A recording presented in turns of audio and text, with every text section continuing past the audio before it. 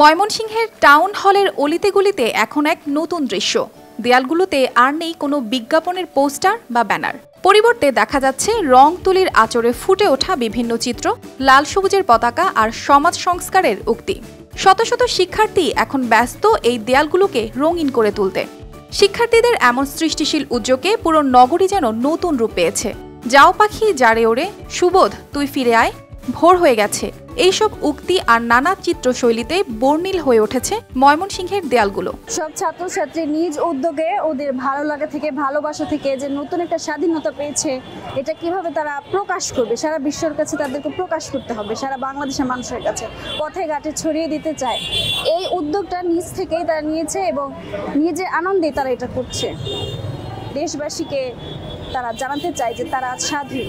শিক্ষার্থীদের 20 থেকে 25 সদস্যের ছোট ছোট দল সেখানে কাজ করছে এই আঁকাআঁকির। এমন দৃষ্টিনন্দন গ্রাফিতি লিখনে চোখ জুড়ে যায় নগরবাসীর। আঁকার মাধ্যমে সবার কাছে মেসেজ পাঠানোটাও এক ধরনের আমাদের ফাইটই বলা যেতে পারে, এবং এর জন্যই হইতেছে বিভিন্ন জেলায় জেলায় আমরা এই দেয়াল অঙ্কনের মাধ্যমেই সবার কাছে মেসেজটা পাঠানোর ট্রাই করতেছি যে আমাদের দেশ সংস্কার হচ্ছে আসলে।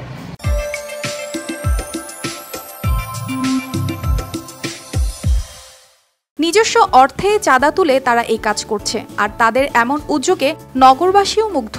বিভিন্ন শ্রেণী পেশার মানুষ শিক্ষার্থীদের এই উদ্যোগকে সাধুবাদ জানাচ্ছেন এবং তাদের মধ্যে অনেকেই মনে করছেন শিক্ষার্থীরা আগামীর সুন্দর বাংলাদেশের স্বপ্নের সারথি হতে চলেছে।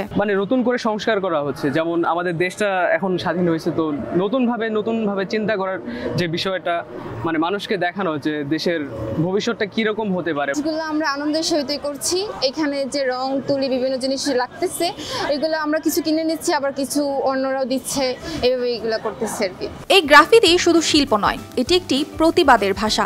শিক্ষার্থীরা দেয়াল লিখনের মাধ্যমে তাদের মনের কথা, তাদের প্রতিবাদের ভাষা সবার সামনে তুলে ধরছে। তাদের এই উদ্যোগ ভবিষ্যতের জন্য ইতিহাস হয়ে থাকবে। শিক্ষার্থীরা জাতি গঠনের জন্য একটা গুরুত্বপূর্ণ ভূমিকা পালন করছে। তাদের এই কাজগুলি অবশ্যই প্রশংসাযোগ্য, এবং তারা যে ইতিহাস ঐতিহ্যের পাশাপাশি তারা যে ভূমিকা পালনটা করছে এবং দেয়াল লিখনের মাধ্যমে যে ভূমিকাটা পালন করতেছে, অবশ্যই এটা ইয়াং জেনারেশন যারা আসবে, নতুন প্রজন্ম যারা আসবে, তাদের জন্য এটা ইতিহাস হয়ে থাকবে এবং অবিস্মরণীয় হয়ে থাকবে। অবশ্যই এটা প্রশংসাযোগ্য।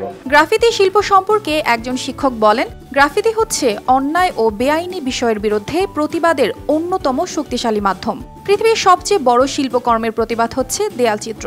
এর মাধ্যমে একজন শিল্পী তার প্রতিবাদের ভাষা ফুটিয়ে তুলতে পারে। তারুণ্যের যে মেধার যে কৌশল, আপনি দেখবেন ট্রাফিক থেকে শুরু করে বাজার থেকে শুরু করে তারা দেয়াল পর্যন্ত রাঙিয়ে দিচ্ছে। দেয়ালের যে ভাষা আপনি দেখতে পারতেছেন, দেয়ালের যে রং আপনি দেখতে পারতেছেন, এটা হচ্ছে তারুণ্যের রং। তারুণ্যরা যেটা করছে, তো আমরা জানি যে বাংলাদেশকে রাঙানোর জন্য করছে, বাংলাদেশকে মুক্ত করবার জন্য করছে, বাংলাদেশকে রঙিন করবার জন্য, মেধায় ভরপুর করবার জন্য করছে। দেশটাকে রঙিন করে সাজাতে এবং দেশের বীরত্ব গাথা দিয়ে ভরিয়ে তুলতেই শিক্ষার্থীরা এই উদ্যোগ নিয়েছে। এই দেয়াল চিত্রগুলো যে কারো চিন্তাকে আরও শক্তিশালী করে তুলবে এবং ভবিষ্যতের জন্য নতুন স্বপ্ন দেখাবে।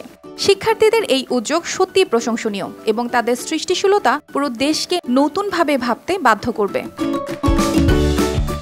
News desk, RTV।